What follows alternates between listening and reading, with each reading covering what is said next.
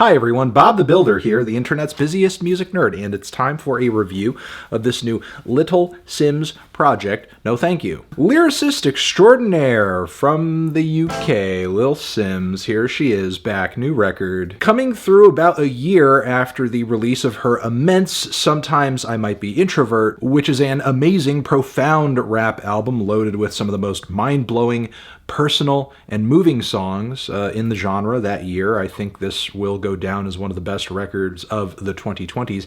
That is for sure, and we're not even halfway into the decade yet. Now, I think most general music fans would go into the next Simz record the same way they would any album following a creative high point in a band or artist's career. How are they gonna top the last album? Is it gonna be bigger, better in some way? But to assume that would be to ignore the pattern that Simz has been on for her past several records. Because if you look at her catalog progression so far, she kind of alternates between these records that are very direct, more loosely connected collections of tracks, and then other albums that are just like kind of shooting for the stars conceptually. So one way to look at the lead up to this new album would be to go from the debut to the very grimy and amazing Gray Area to here. Because No Thank You isn't as large or grand or thematic as SIMBI, and it's not trying to be, and yet also it feels like she's taken the experiences from that album, some of the instrumental concepts and ideas, the maturity that she gained on that LP,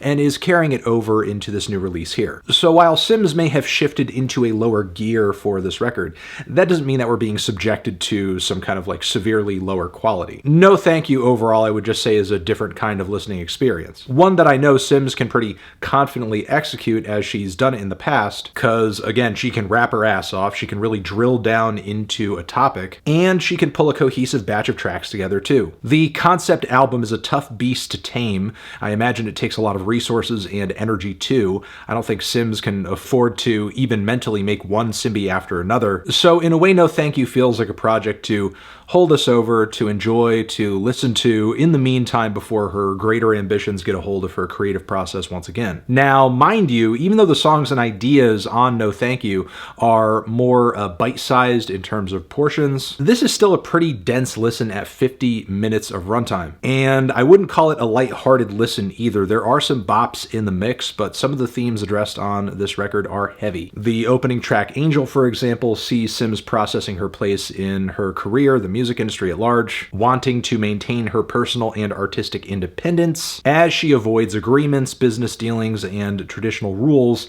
looking to box her in, limit her capacity. The track has a chill vibe, thoughtful bars, and beautiful vocal chops, plus the top-notch flows and word choices that we've come to expect from Simz up until this point. It's also pretty interesting that a lot of the group and choral vocals on this LP, as they are singing, the lyrics they deliver have often a religious or spiritual angle to them. The only thing that doesn't hit about this track, in my opinion, is the beat, which I thought ran a little thin and kind of stiff. But there are similar themes of control and autonomy on the song Silhouette, where Simz voices, once again, distaste and unhappiness with being minimized in her own music, her creative process, her output, made to feel not human, but like a representation of a human or a human shape, a silhouette. We get creative synth work on this track, harder drums, also some choral passages that take up the entire second half of the track that are amazing and gorgeous. The topical focus and instrumental ambition on this particular song leads me to wonder if it is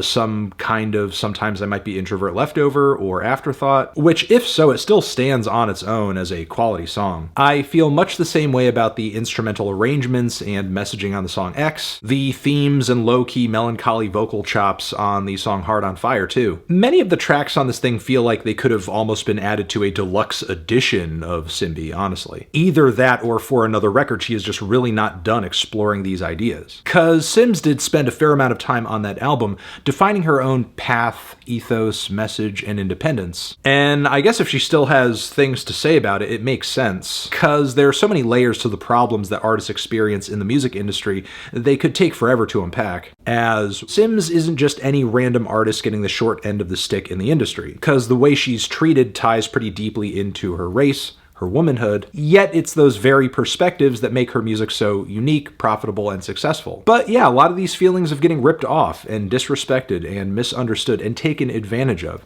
continue on to the song No Mercy as well, or No Merci, which obviously is a reference to the title No Thank You, but also an expression of Simz showing no mercy to those who she feels are working against her best interest, as she specifically focuses on what she sees as things that were trapping her in her career. 3-course meals and gifts, the rat race, being the only one who wasn't being paid, as well as contracts that were too long. She paints her frustration with standout lines about paying for somebody else's ball main, and you've been tanning in the sun, now I'ma throw shade. The track doesn't feature one of my favorite beats on here outside of some of the orchestral hits that pop in here and there, but the fluttering chord loops and groove kind of provide a bit of an upbeat change of pace, which is also a vibe I get off of the song Gorilla, where the hilarious wit and braggadocio come through even harder. We have some elephant-sized horn hits on this cut, as well as some big, fat, heavy upright bass loops. The drums are super chunky and punchy as well. This is like hip-hop in its purest form. Totally uncut, totally unadulterated. The bars, the wordplay, mwah, mwah, mwah. She's just spitting fire right up until the song's final moments, where she says, say he never called another woman mi amor, so I opened up the way and now he adore.